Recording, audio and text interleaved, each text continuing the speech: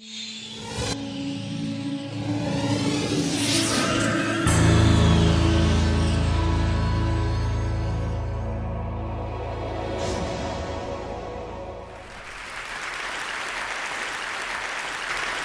you. I'm thrilled to be here. I'm going to talk about a new old material that still continues to amaze us, and that might impact the way we think about material science, high technology, and maybe along the way also do some stuff for medicine and for global health and help reforestation. So that's kind of a bold statement. I'll tell you a little bit more. This material actually has some traits that make it seem almost too good to be true. It's sustainable. It's a sustainable material that is processed all in water and at room temperature.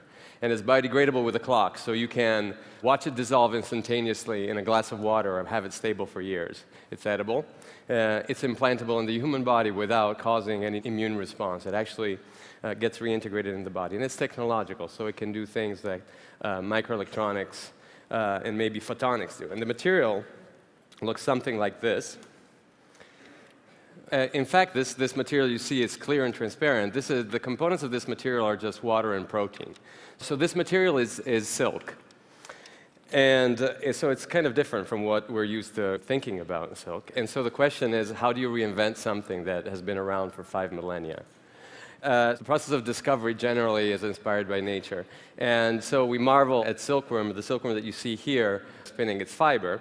The silkworm does a remarkable thing. It uses these two ingredients, protein and water, that are in its gland, to make a material that is exceptionally tough for protection, so comparable to technical fibers like Kevlar.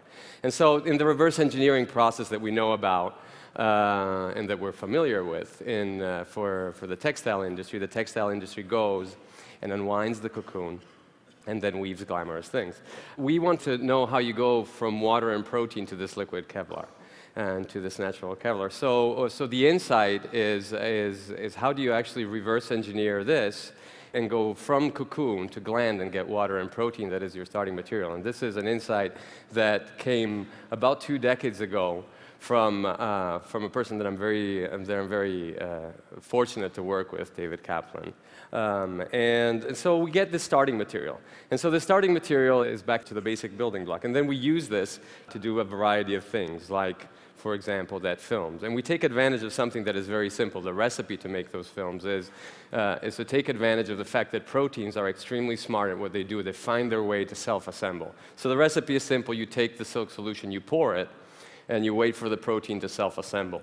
And then you detach the protein, and you get this film as the proteins find each other, as the water evaporates. But I mentioned that the film is also technological, and so what does that mean? It means that you can interface it with some of the things that are typical of technology, like microelectronics and nanoscale technology. And the image of the DVD here is just to illustrate a point that silk follows very, very subtle topographies of the surface, which means that it can replicate features on the nanoscale. So it would be able to replicate the information that is on the DVD.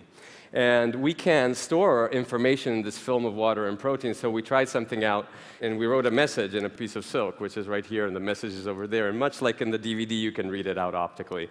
And this requires a stable hand, so this is why I decided to do it on stage in front of 1,000 people. So let me see. So as you see the film go in transparently through there, and then...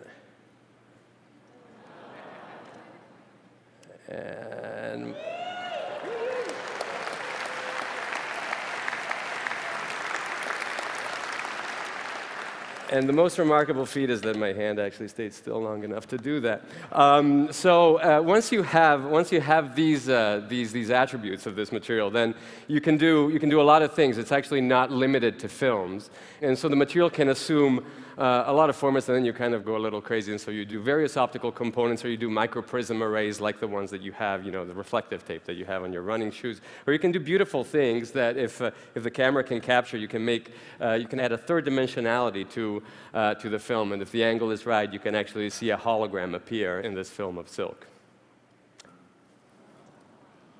But you can do other things. You can imagine that maybe you can use a pure protein to guide light, and so we've made optical fibers. But silk is versatile, and it kind of goes beyond optics, and so you can think of different formats. So, for instance, if you're afraid of going to the doctor and getting stuck with a needle, we do microneedle arrays. What you see there on the screen is a human hair superimposed on the needles made of silk, just to give you a sense of size. You can do bigger things. You can do gears and nuts and bolts that you can buy at Whole Foods. The gears work in water as well, so to think of alternative mechanical parts. And maybe you can use that liquid Kevlar if you need something strong to replace peripheral veins, for example, or maybe an entire bone. And so you have here a little example of a small skull, we call mini Yorick. You can do things like cups, for example. And so if you add a little bit of gold, if you add a little bit of semiconductors, you could do sensors that stick on the surfaces of foods. You can do electronic pieces that fold and wrap. Or, you know, if you're fashion forward, some silk LED tattoos. So there's versatility as you see, in the material formats that you can do with silk, but there are still some unique traits. I mean, why would you want to do all these things in silk for real? I mentioned it briefly at the beginning. The protein is biodegradable and biocompatible, and you see here a picture of a tissue section.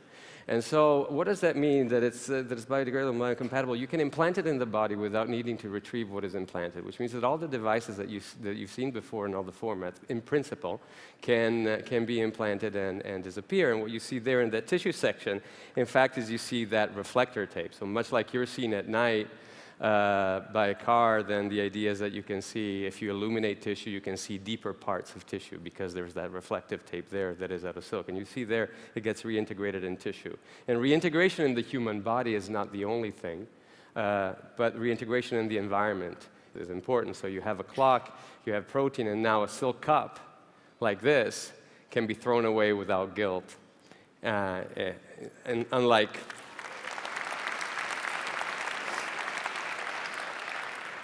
the polystyrene cups that unfortunately fill our landfills every day. It's edible, so you can do smart packaging around food that you can cook with the food. It doesn't taste good, so I'm going to need some help with that.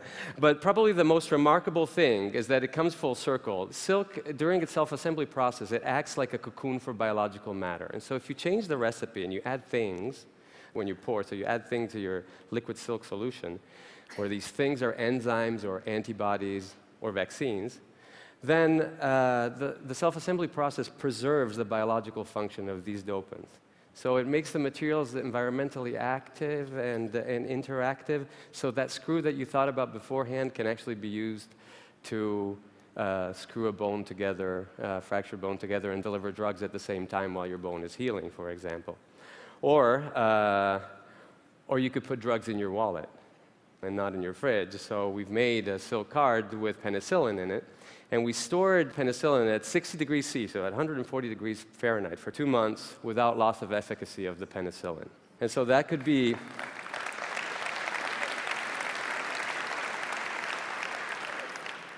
potentially a good alternative to solar-powered refrigerated camels. And of course, there's no use in storage if you can't use. And so there is this other unique material trait that these materials have, and that they're programmably degradable. And so what you see there is the difference in the top is you have a film that has been programmed not to degrade, and in the bottom a film that has been programmed to degrade in water. And what you see is that the film on the bottom releases what is inside it. So it allows for the recovery of what we've stored before. And so this allows for controlled delivery of drugs and for reintegration in the environment in all of these formats that you've seen. So the thread of discovery that we have really is a thread. We're impassioned with this idea that whatever you want to do, whether you want to replace a vein or a bone, or maybe be more sustainable in microelectronics, perhaps drink a coffee in a cup and throw it away without guilt. Maybe carry your drugs in your pocket, deliver them inside your body, or deliver them across the desert. The answer may be in a thread of silk. Thank you.